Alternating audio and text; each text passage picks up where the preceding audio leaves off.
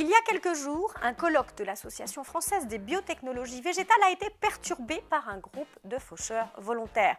Ce groupe est parti en laissant un tract qui se termine sur une conclusion surprenante. Martine à la ferme, c'est possible. L'Association française pour les biotechnologies végétales est une association qui promeut le progrès agronomique dans son ensemble, la recherche sur les variétés de plantes par exemple. Et elle avait décidé de projeter un film, Fou d'évolution, un film qui parle des OGM.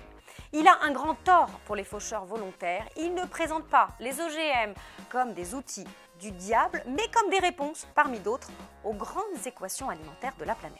Les faucheurs volontaires, c'est un mouvement qui a pris le parti depuis plus de 20 ans de détruire illégalement des expérimentations sur les plantes, des plantes qui sont OGM ou qui parfois ne le sont pas. Les OGM, on n'en veut pas. Après avoir perturbé le colloque, les faucheurs volontaires ont laissé un tract. Un tract qui dit le rejet du progrès agricole et agronomique dans son ensemble, pas seulement des OGM, mais aussi des biotechnologies végétales et de la modification du vivant dans son ensemble. Une modification du vivant qui est, soit dit en passant, ce que les hommes font depuis qu'ils ont inventé l'agriculture.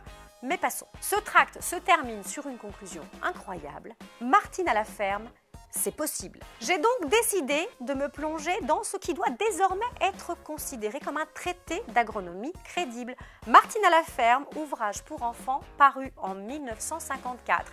J'ai essayé d'y trouver des réponses sur la façon dont il faudrait nourrir les hommes tout en étant martinement correct. Sachez déjà que dans Martine à la ferme, on se déplace en calèche, le moteur n'a pas encore envahi les campagnes. Dans Martine à la ferme, il est beaucoup question d'élevage très doux, d'élevage doudou.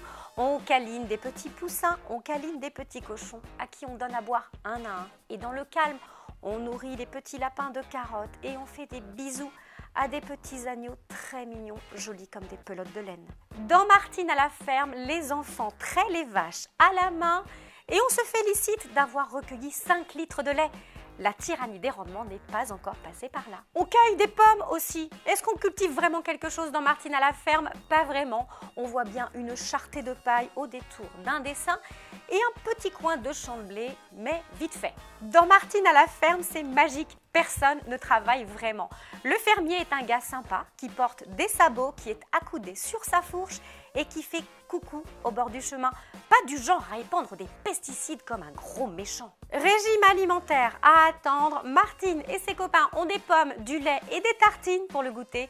Des tartines probablement tombées du ciel. Je ne saurais que trop conseiller aux faucheurs volontaires un autre ouvrage agronomique de référence, Caroline à la ferme. Celui-ci date de 1984. Ici encore, il y a beaucoup d'animaux mignons. On cueille encore les œufs à la main.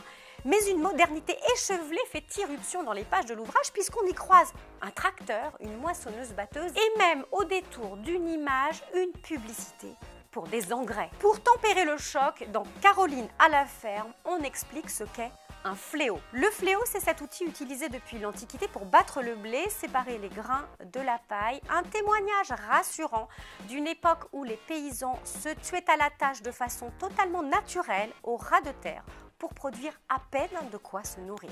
Le vrai fléau de l'agriculture actuelle est de promouvoir des modèles qui, lorsqu'ils avaient cours ou lorsqu'ils ont encore cours, ne produisent pas suffisamment de nourriture pour nourrir les populations. En France, quand Martine était dans sa ferme, les rendements de blé étaient de 12 à 14 quintaux à l'hectare. Ils sont aujourd'hui de 70 quintaux. A-t-il fallu pour autant asperger la France de pesticides? Non. En 60 ans, les doses moyennes utilisées à l'hectare ont été divisées par 34.